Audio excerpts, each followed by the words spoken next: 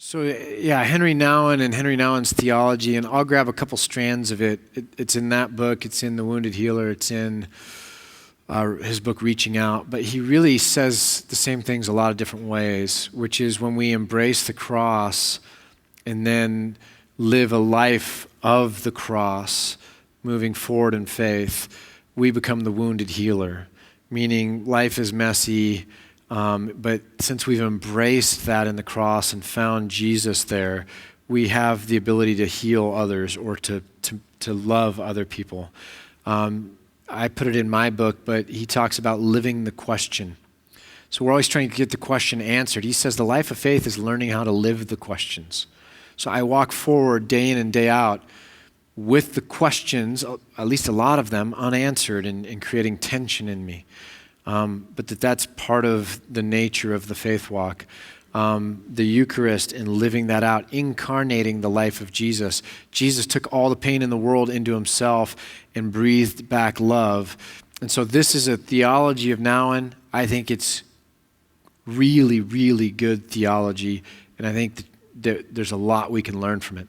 And Nouwen in his own life spent the last number of years going and living at a home for mentally handicapped or disabled people and really practiced that love. Your question specifically was, I get the theology, but when do I actually feel the joy that comes from living this life? And the answer is when you love. There's never a time when you actually give love to someone in need of love where you will be able to shut out that joy.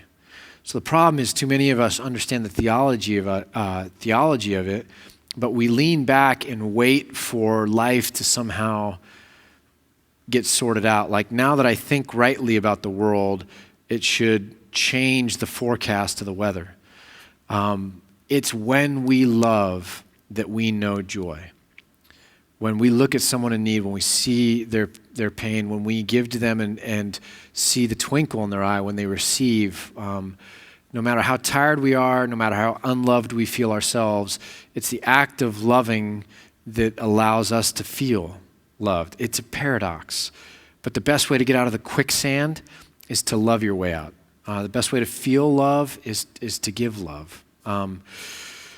Jesus says, I have this one command. I give you commands so that my love may be in you and so that your love may be complete. And I tell you this so that my joy may be in you and so that your joy may be complete. And my command is this, that you love each other. It's John 15.